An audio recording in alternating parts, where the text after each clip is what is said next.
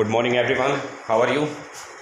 I am absolutely fine. उम्मीद करता हूँ आप सब लोग अपने घर पर बिल्कुल अच्छे होंगे, स्वस्थ होंगे, बढ़िया होंगे और आगे भी अपना पूरा ध्यान रखेंगे। आप स्टूडेंट्स, केमिस्ट्री में जैसा कि मैंने आपको लास्ट टॉपिक में जो अपने पीरियड में पढ़ाया था कोलराउस लॉ के अकॉर्डिंग आपके सामने एक क्वेश्चन मैंने यहाँ पर लिखा हुआ है। इस क्वेश्चन को हम सोल्व करना है।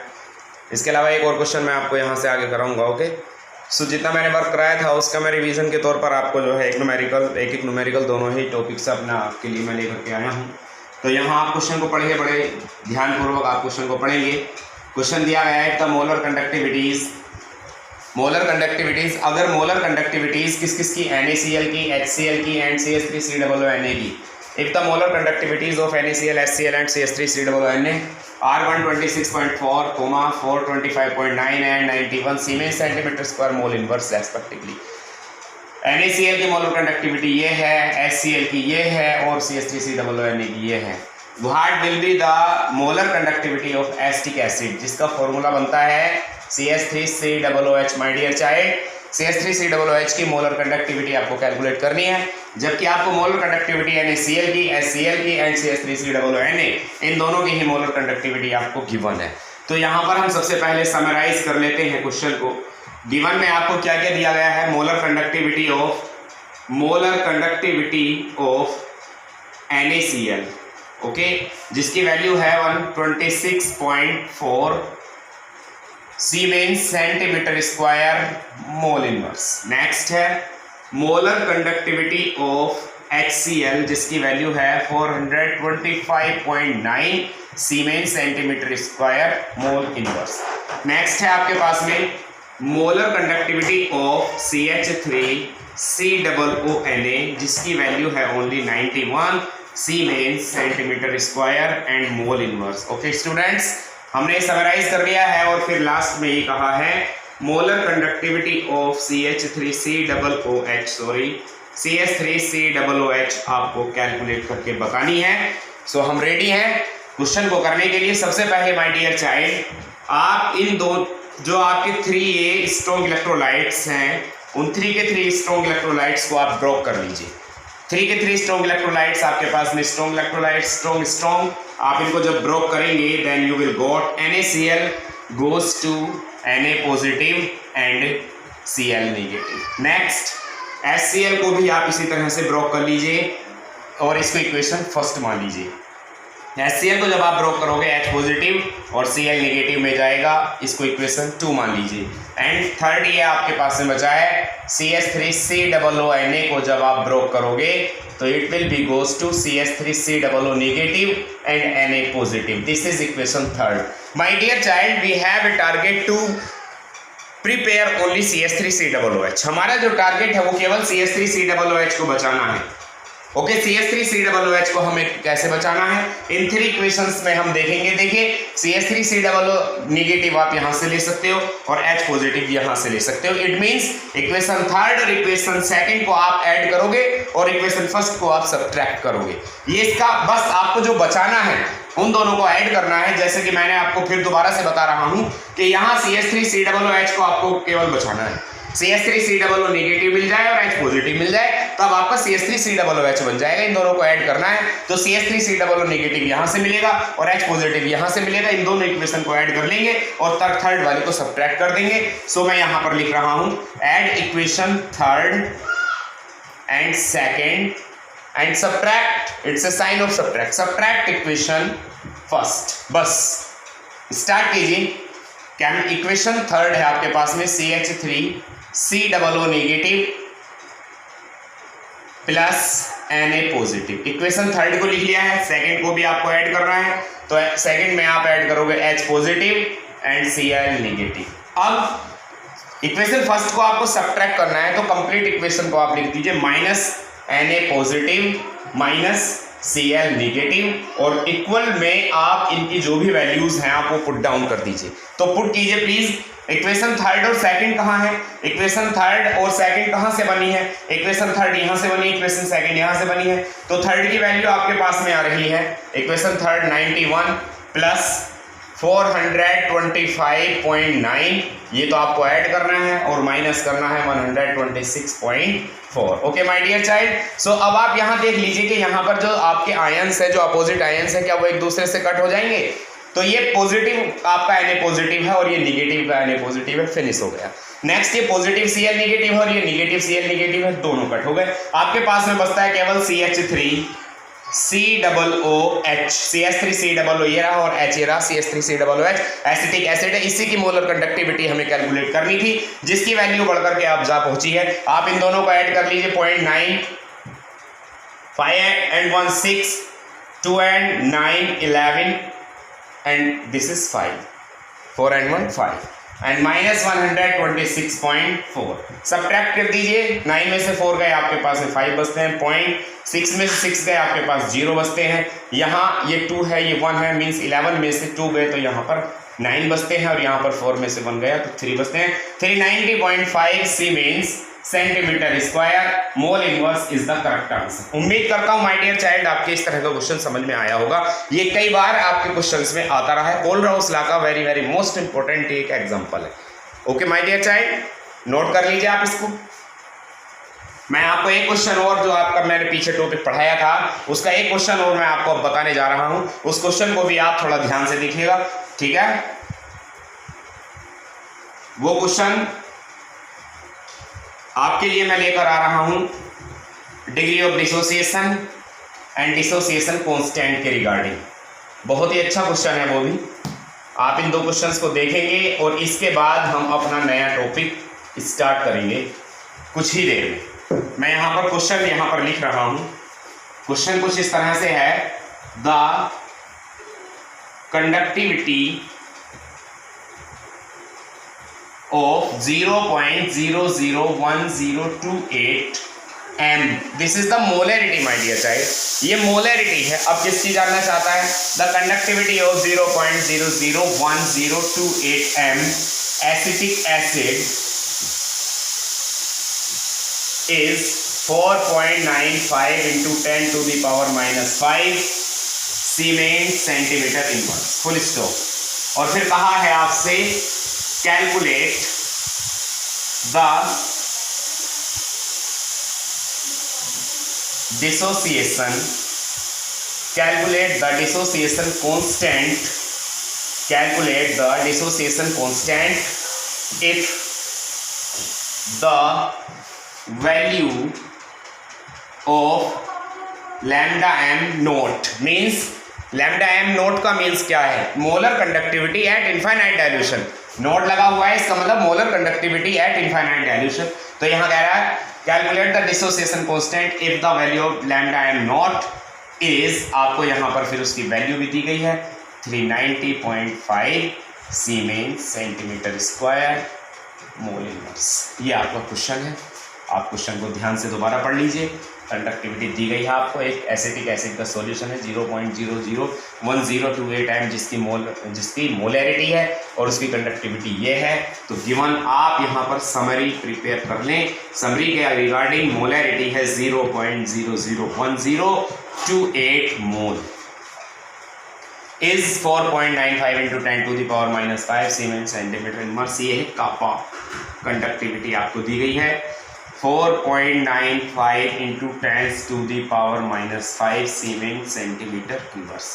कैलकुलेट द डिसोसिएशन कांस्टेंट, आपको केसी यहाँ से कैलकुलेट करके लाना है। If the value of lambda note की वैल्यू है आपके पास में 390.5 siemens centimetre square mole inverse. तो समरी है बी नो दैट। स्टूडेंट्स, एक क्वेश्चन आपसे करना चाहता हूं। डिसोसिएशन कांस्टेंट का फॉर्मूला बता दीजिए बस। जब मैंने कोलराउस लॉ आपको पढ़ाया था तो मैंने बताया था Kohlrausch law is also used to determine the dissociation constant of the electrolyte. So dissociation constant के लिए Kc is equal to formula बना था C∝² माइनस अल्फा। ये आपको फॉर्मूला याद होगा, मैं दोबारा से अभी बना करके दिखा दूंगा। C आपके पास में है, ये रही molarity, no problem, but you have not alpha. Alpha नहीं है आपके पास, यहाँ भी अल्फा की जरूरत है, यहाँ भी अल्फा की जरूरत है। अल्फा कहाँ से आएगा? कहाँ से आएगा अल्फा? अल्फा के लिए आप फॉर्मूला लगाएंगे lambda m c upon lambda m naught, ये फॉर्मूला आप लगाएंगे। आप पहले मोलर कंडक्टिविटी निकालेंगे कंसंट्रेशन पर, और मोलर कंडक्टिविटी आपको इनफाइनाइट डाइल्यूशन पर चाहिए जिसकी आपको जरूरत है, जो कि दे रखी है, ये रही molar conductivity at infinite dilution, ऊपर वाली वैल्यू नहीं है। अब आप कंसंट्रेशन पर मोलर कंडक्टिविटी कहाँ से निकालेंगे, lambda naught lambda m c is equal to कहाँ से लाएंगे, kappa into 1000 upon m. Kappa आपको दे रखा है, यहाँ से आपका क्वेश्चन स्टार्ट होगा। आपको लैम्डा एम मिलेगा, कापा की वैल्यू बताएं 4.95 इंटू 10⁻⁻5 इंटू 1000, मोलैरिटी दी गई है 0.001028, ये मोलैरिटी है, यहाँ से आपको लैम्डा एम मिलेगा। ये जो भी वैल्यू आपकी सपोज दैट एक्स आ गई, इस वैल्यू को यहाँ पुट करेंगे आप, ये आपको दी गई है ऑलरेडी। अल्फा मिलने के बाद फिर वो वैल्यू जो भी आपकी अल्फा की आएगी कैलकुलेट करने के बाद, सपोज दैट वाई आई, और फिर वाई को आप अल्फा में पुट करेंगे, तब आपको केसी मिलेगा। उम्मीद करता हूँ समझ में आया होगा। ये क्वेश्चन आपको घर से करना है और इन दोनों क्वेश्चंस के आंसर आपको बताने, यहाँ तक कि आपको मोलर कंडक्टिविटी बतानी, कंसंट्रेशन पर भी, डिग्री ऑफ डिसोसिएशन भी बताना है और डिसोसिएशन कांस्टेंट भी बताना है। ये क्वेश्चन आप जरूर सोल्व करके जब आप अपनी डाउट सेशन में बात करेंगे तब आप इसको जरूर सेंड करें, नोट कर लें आप अभी इसको, ओके।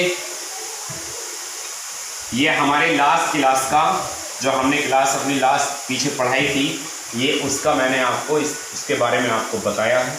अब मैं आपको जो मेरा आज का जो मेरा मेन टॉपिक है, आज जो मैं आपके लिए टॉपिक लेकर के आया हूँ, उस टॉपिक का जो नाम है वो ये है, आप खुद देख लीजिए, गैल्वेनिक सेल।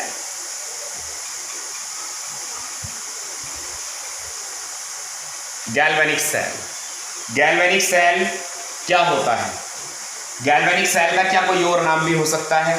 आप गैल्वेनिक सेल को लिख सकते हो इलेक्ट्रोकेमिकल सेल, आप इसे लिख सकते हो वोल्टिक सेल। 3 नेम्स हैं एक ही सेल के, गैल्वेनिक सेल, इलेक्ट्रोकेमिकल सेल या वोल्टिक सेल। नाम क्यों पढ़ा गया है इनका, गैल्वेनिक सेल और voltaic cell? Scientist Galvani and scientist Volta सबसे पहले 1780 में किया था गैल्वेनी ने एक्सपेरिमेंट, एंड 1800 में किया था वोल्टा, साइंटिस्ट वोल्टा ने एक्सपेरिमेंट। सबसे पहले इलेक्ट्रोकेमिकल सेल मींस जो भी रिडॉक्स रिएक्शन आपकी होती है, रिडॉक्स रिएक्शन की जो भी एनर्जी इवॉल्व हो रही थी या एब्जॉर्ब हो रही थी, उन सब एनर्जीज का जो सबसे पहले एक्सपेरिमेंट किया था वो इन दो साइंटिस्ट गैल्वेनी एंड वोल्टिक ने किया था। इस वजह से इन दोनों का नाम गैल्वेनिक सेल या वोल्टिक सेल भी इनको कहते हैं। उम्मीद करता हूँ समझ में आया होगा। तो आज हमें इसके बारे में स्टडी करनी है। तो माय डियर चाइल्ड, हम आपको एक छोटा सा एग्जांपल बताएंगे सबसे पहले, जो आपके बिल्कुल जो आपके एवरीडे लाइफ में आपके काम आता है, आपके घरों पर रखा हुआ है। तो वो जो आपका जो घरों के ऊपर पे जो आपकी इन्वर्टर की बैटरी रखी हुई है, वो जो बैटरी मिलकर बनी है वो सेल्स से मिलकर बनी है, और वो सेल्स हैं आपकी गैल्वेनिक सेल, इलेक्ट्रोकेमिकल सेल या वोल्टिक सेल, एक ही नाम है। तो वो जो बैटरी आपकी मिलकर के बनी है वो सेल्स से मिलकर बनी हुई है। तो सेल्स की डिफाइन आप कैसे करेंगे? आप क्या देख रहे हैं, क्या भरा हुआ है उस सेल के अंदर? उस सेल के अंदर आपने केमिकल्स को भरा हुआ है, सल्फ्यूरिक एसिड डालते हैं आप उसमें, ओके। तो वो केमिकल एनर्जी है उसके अंदर, और केमिकल एनर्जी काय में कन्वर्ट हो रही है? इलेक्ट्रिक एनर्जी में, जिससे फैंस चल रहे हैं, ओके, जिससे मैनी डिवाइसेस हमारे घर पर चल रही हैं। सो हम यहाँ कैसे डिफाइन करेंगे गैल्वेनिक सेल और इलेक्ट्रोकेमिकल सेल को कैसे डिफाइन करेंगे? A galvanic cell may be defined as a device that is used to convert the chemical energy during a redox reaction into electric energy, that is called galvanic cell or electrochemical cell or voltaic cell। अगर नहीं समझ में आई हो तो मैं आपको दोबारा से बता देता हूं। एक गैल्वेनिक सेल या इलेक्ट्रोकेमिकल सेल या वोल्टिक सेल एक इस तरह की डिवाइस होती है जिसका इस्तेमाल किया जाता है, जो कि यूज होती है केमिकल एनर्जी, रिडॉक्स रिएक्शन की जो के अंदर जो केमिकल एनर्जी है उसको इलेक्ट्रिक एनर्जी में कन्वर्ट करने की। जब केमिकल एनर्जी को इलेक्ट्रिक एनर्जी में कन्वर्ट कर दिया जाएगा तो वो जो डिवाइस होगी वो गैल्वेनिक सेल कहलाएगा। समझ में आई होगी उम्मीद करता हूँ। गैल्वेनिक सेल और इलेक्ट्रोकेमिकल सेल और voltaic cell is a device that is used to convert the chemical energy during a redox reaction into electric energy, that is called galvanic cell. Okay students, अब galvanic cell के बारे में मैं आज आपको थोड़ा बताऊंगा, इसके बारे में एक्सप्लेन करने वाला हूं मैं। देखिए एक बात तो ये है कि गैल्वेनिक सेल हमेशा 2 इलेक्ट्रोड से मिलकर बना होता है और 2 के 2 इलेक्ट्रोड्स आपके वो अलग अलग पोर्ट्स में प्रेजेंट होते हैं, जैसा कि मैंने यहाँ पर आपको दिखाया है। अब मैं यहाँ इसके अंदर ये जिंक की रोड डाल रहा हूँ। ओके स्टूडेंट्स, यहाँ एक सॉल्यूशन भरा हुआ है और यहाँ मैं एक कॉपर की रोड डाल रहा हूँ। जरा ध्यान से समझिएगा, जो भी बातें मैं इसके बारे में आपको बताने वाला हूँ, बड़ी इंपॉर्टेंट बातें मैं आज आपको बताऊंगा गैल्वेनिक सेल के बारे में। ये एक सेल है। ओके स्टूडेंट्स, तो यहाँ ये जो है आपकी कॉपर की रोड है और जो साल्ट सॉल्यूशन है अंदर वो कॉपर सल्फेट का है। अगर यहाँ पर बात की जाए ये जिंक की रोड है और इसके अंदर का जो सॉल्यूशन है वो ZnSO4 है। ध्यान रखिएगा, कोई भी देखिए एक इलेक्ट्रोड तभी बनता है जबकि अगर किसी भी मेटल को आप उसी के साल्ट के सॉल्यूशन में डिप कर दो, डुबो दो, तो वो जो आपकी जो बनने वाली डिवाइस है that is known as electrode. When a metal rod is dipped in its salt solution the obtaining apparatus is known as electrode. Okay dear child. अब यहाँ इन दो देखिए, क्योंकि ये सेल है, अब सेल तो तभी बनता है कि व्हेन 2 और मोर और you can say the combination of 2 or more electrode is known as cell. अब यहाँ हम सेल के ही बारे में बात करेंगे। तो ये सेल तो तब बनेगा ना जब ये दोनों इलेक्ट्रोड आपस में जुड़ जाएंगे। ये दोनों इलेक्ट्रोड जब आपस में जुड़ेंगे तो ये सेल कहलाएगा। The combination the combined device that is formed by the combination of 2 or more electrodes that is called cell। अब सेल से क्या बनता है, when 2 the combination of 2 or more cell is known as battery. Battery क्या है, battery तब बनती है जब एक कॉम्बिनेशन, बहुत सारी सेल्स का जो कॉम्बिनेशन होता है वो बैटरी होती है, और सेल क्या होता है, बहुत सारे इलेक्ट्रोड्स का जो कॉम्बिनेशन होता है वो सेल होता है। तो इसके अंदर इन दोनों को जोड़ने के लिए यहाँ एक स्पेशल टाइप की डिवाइस का इस्तेमाल किया जाता है जिसका नाम है, आज हम यहाँ जिसका नाम लेने वाले हैं, that is known as salt bridge. ये साल्ट ब्रिज है। अब साल्ट ब्रिज का वर्क क्या होता है, what is the function of salt bridge. मैं सेल को बीच में रोक करके आपको साल्ट ब्रिज के बारे में कुछ 2-3 बातें बताऊंगा। देखिए my dear child, salt bridge is a device that is allowed to allow the movement of the ions from one solution to another solution without mixing both the solution. I am repeating again, what is a salt bridge? A salt bridge is a device, or you can say a salt bridge is a liquid device that is used to allow the movement of the ions from one solution to another solution without mixing both the solution. एक salt bridge वो device होती है जो एक solution के ions को दूसरे solution के अंदर आने के लिए अलाउ करता है। ये एक लिक्विड डिवाइस है और बिना इन दोनों को मिलाए ये होता है आपका साल्ट ब्रिज। ये बना कैसे होता है, इसके अंदर या तो K2SO4 होगा या KNO3 होगा। ओके डियर स्टूडेंट्स, मीन्स जो पोटेशियम के जो साल्ट होते हैं, KCl भी इसके अंदर हो सकता है, पोटेशियम के जो साल्ट होते हैं वो इसके अंदर फिल होते हैं। अगार अगार और जिलेटिन जैसे इसकी एक लिक्विड वो बना करके और इसके अंदर एक यू शेप की एक ये आयरन का एक पोर्ट होता है, यू शेप, उसके अंदर इसको भर दिया जाता है, that is known as salt bridge. ये यू शेप का एक पोर्ट है, आयरन का ये मिलकर बना हुआ है, इसके अंदर या तो K2SO4, KNO3, KCl को इसके अंदर फिल किया जाएगा। अब ये क्या करेगा कि इस सॉल्यूशन से, ये कॉपर का इलेक्ट्रोड है, ये जिंक का इलेक्ट्रोड है, तो इसके आयंस इसमें जाएंगे और इसके आयंस इसमें जाएंगे, तभी तो ये रेडॉक्स रिएक्शन कहलाएगी, वरना आप इसे रेडॉक्स रिएक्शन नहीं कह सकते। ओके, तो ये है आपके सामने, मैंने आपको बना करके दिखाया है, ये साल्ट ब्रिज है, इस तरफ के आयन इस तरफ और इस तरफ के आयन इस तरफ। अब यहाँ जो मेन चीज है, मेन चीज क्या है, मेन चीज ये है कि जब ये इसको इस तरह यहाँ से हमने जोड़ दिया, एक बीच में एमीटर हमने जोड़ दिया है जो करंट को फाइंड आउट करेगा, इसके साथ साथ हमने जो है अलग से इसको एक बैटरी से भी हमने इसको ऐड कर दिया है, ये बैटरी है। आप इसे चाहो तो इसको एक्सटर्नल इलेक्ट्रोड पोटेंशियल कह सकते हो, एक्सटर्नल इलेक्ट्रोड पोटेंशियल। अब जो सेल का इलेक्ट्रोड पोटेंशियल होगा वो internal electrode potential, external means बाहर से जो दिया गया करंट है, ओके, और जो अंदर से प्रोड्यूस होगा वो अलग होगा। इसके बारे में हम बात बताएंगे आपको। अब देखिए यहाँ जो जिंक का जो इलेक्ट्रोड है, जिंक के इलेक्ट्रोड पर ऑक्सीडेशन की प्रोसेस होती है, जिंक के इलेक्ट्रोड पर ऑक्सीडेशन की प्रोसेस होती है because of zinc is a more reactive metal. और यहाँ अगर हम कॉपर की बात करें तो कॉपर के पास में जो है यहाँ इस पर जो रिएक्शन होती है वो रिडक्शन की प्रोसेस होती है। यहाँ इलेक्ट्रॉन्स को डोनेट किया जाता है, यहाँ इलेक्ट्रॉन्स को एक्सेप्ट किया जाता है, या इलेक्ट्रॉन्स को लॉस किया जाता है या एक्सेप्ट किया जाता है। ठीक है। अब जहां ऑक्सीडेशन होता है तो उसे हम एनोड कहते हैं, ओके, और जहां पर रिडक्शन होता है उसे हम कैथोड कहते हैं। अब एक बात यहाँ जो ध्यान देने वाली है माय डियर चाइल्ड, मैं आपको बता दूं, ये जो हमारा गैल्वेनिक सेल चल रहा है, इलेक्ट्रोकेमिकल सेल चल रहा है, वोल्टिक सेल चल रहा है, तो इसके अंदर ये जो एनोड है, तो ये बड़े काम की बात है, ध्यान से समझना। जो हमारा एनोड है वो एक नेगेटिव पोल की तरह काम करता है, जो एनोड है वो नेगेटिव पोल की तरह काम करता है, जबकि जो कैथोड है वो पॉजिटिव पोल की तरह काम करता है। देखिए ये बिल्कुल जस्ट अपोजिट हो गया। जो एनोड है वो नेगेटिव पोल की तरह कार्य करता है, वर्क करता है, और जो हमारा कैथोड है वो पॉजिटिव पोल की तरह वर्क करता है। ऐसा क्यों हुआ?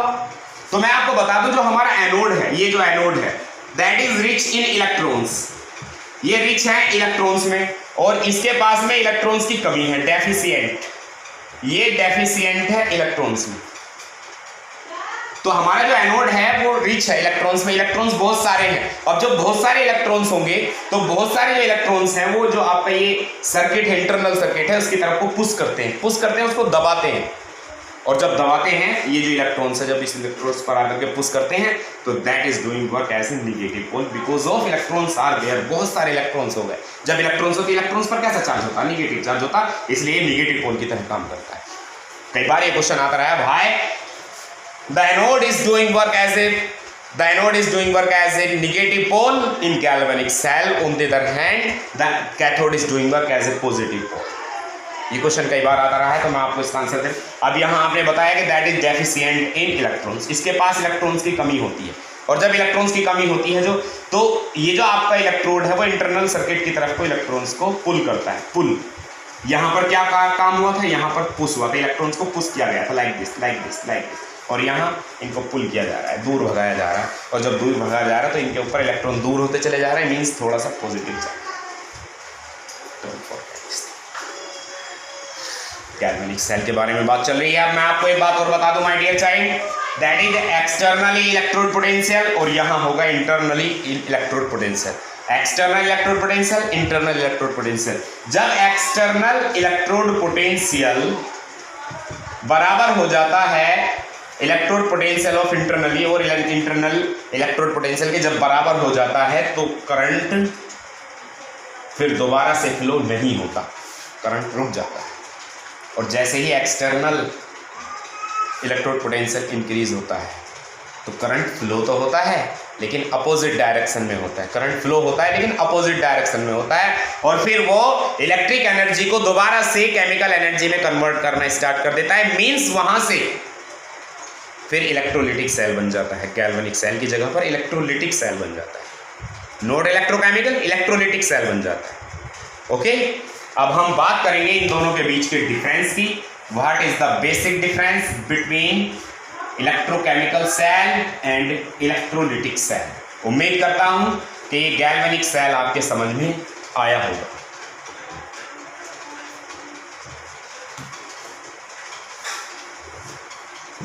कुछ इस तरह से मैं आपको एक और चीज़ दिखा देना चाहता हूँ। कुछ इस तरह से जो है वहाँ पर रिएक्शन होती है, Zn + CuSO4 goes to ZnSO4 + Cu। ये आयंस हैं जो वहाँ से साइड ब्रिज के हेल्प से दूसरी तरफ को आ रहे हैं।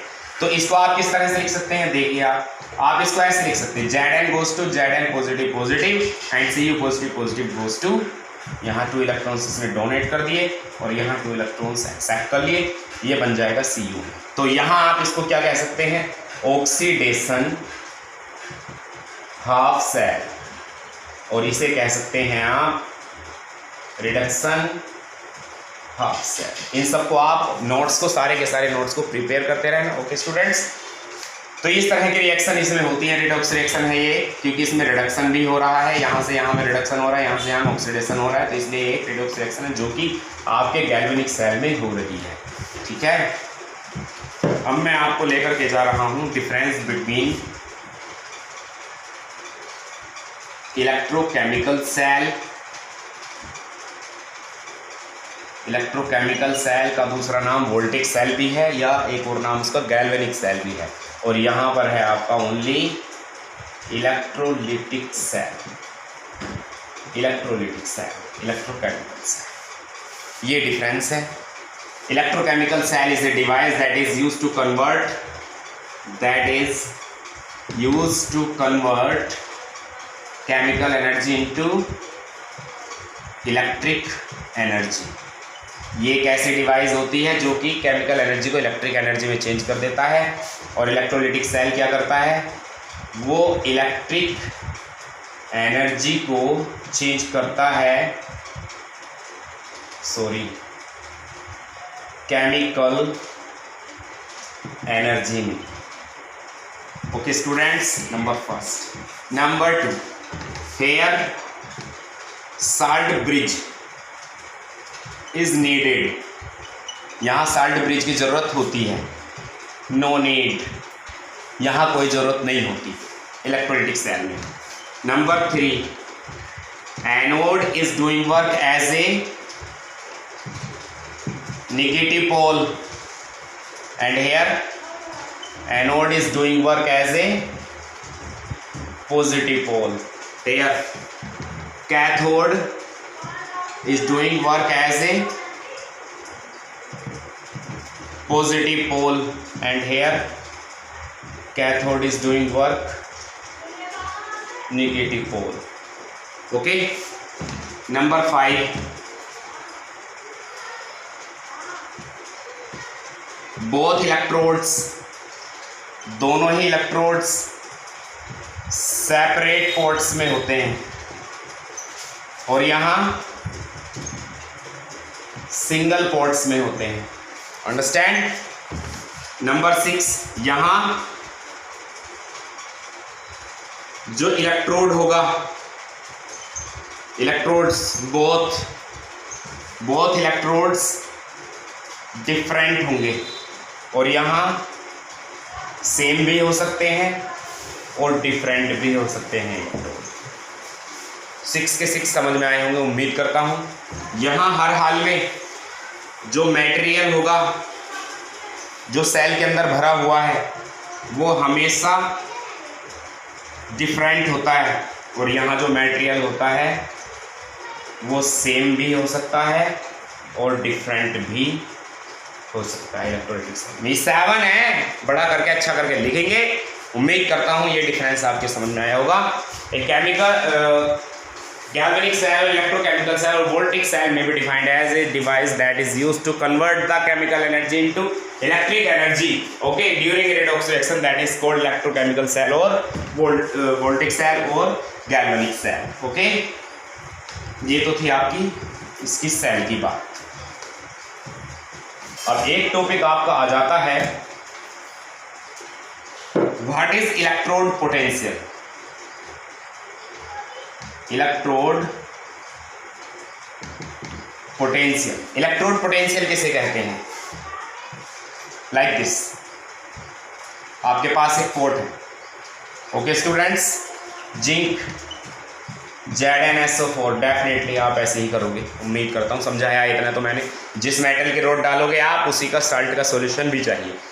तो आप कैसे करेंगे, कैसे डिफाइन करेंगे? Electrode potential of a cell may be defined as the tendency to lose or gain the electrons.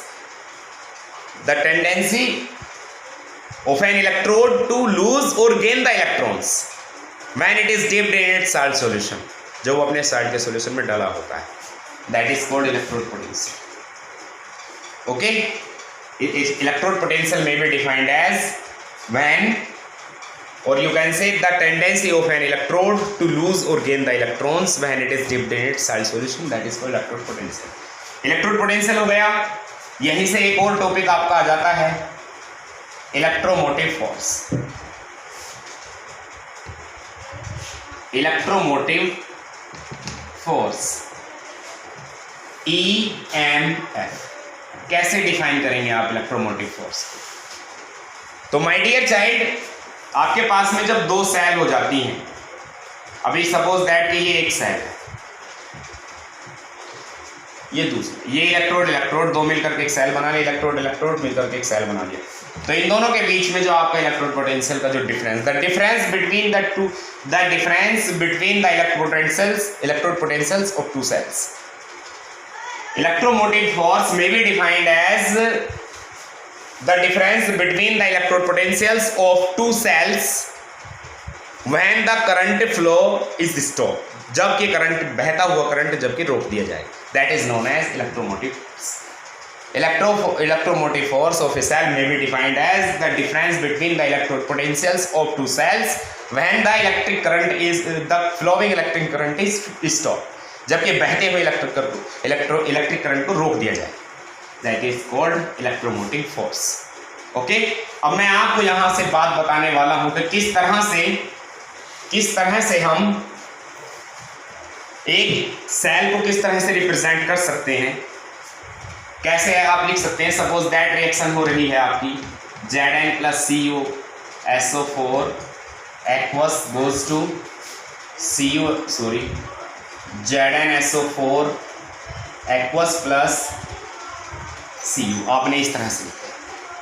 जब आप इसको रिडक्स के इसमें लिखेंगे तो आप इसको ऐसे भी लिख सकते हैं Zn पॉजिटिव प्लस Cu। अगर आप देखें तो this is left hand side, this is right hand side. तो आप एक सेल को कैसे लिख सकते हैं, उसको किस तरह से आप E naught cell that is standard electrode potential. Standard electrode potential को आपको कैलकुलेट करने के लिए आपको लिखना होगा यहाँ पर left hand side minus electrode potential of right hand side. अब लेफ्ट हैंड साइड और राइट हैंड साइड में आपको लाने के लिए इनको इक्वेशन को ऑक्सीडेशन रिडक्शन के अकॉर्डिंग आपको लिखना होगा। जिसका ऑक्सीडेशन हुआ है उसको लेफ्ट हैंड साइड में लिख दीजिए, जिसका रिडक्शन हुआ उसे राइट हैंड साइड में लिख दीजिए। ऑक्सीडेंट 0 से प्लस के 2 हो गई तो यहाँ पर ऑक्सीडेशन हुआ है तो Zn goes to Zn positive, बीच में साल्ट ब्रिज है, Cu पॉजिटिव, जिसका रिडक्शन हुआ है उसे बाद में लिख दीजिए।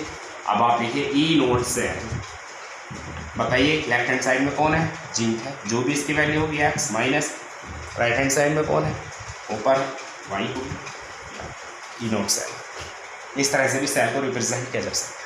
यहाँ तक रिप्रेजेंट करने पड़ेगा, पहले ऑक्सीडेशन लिखे फिर रिडक्शन लिखे। इनकी वैल्यूज नेक्स्ट में आपको जो नेक्स्ट वीडियो मेरी आएगी उसमें आपको मिलेगा इलेक्ट्रोकेमिकल सीरीज, और इलेक्ट्रोकेमिकल सीरीज में जो भी बातें होंगी उनके रिगार्डिंग हम बातें करेंगे। Okay students, thank you, have a nice day, work hard करते रहिए। Okay my dear friends.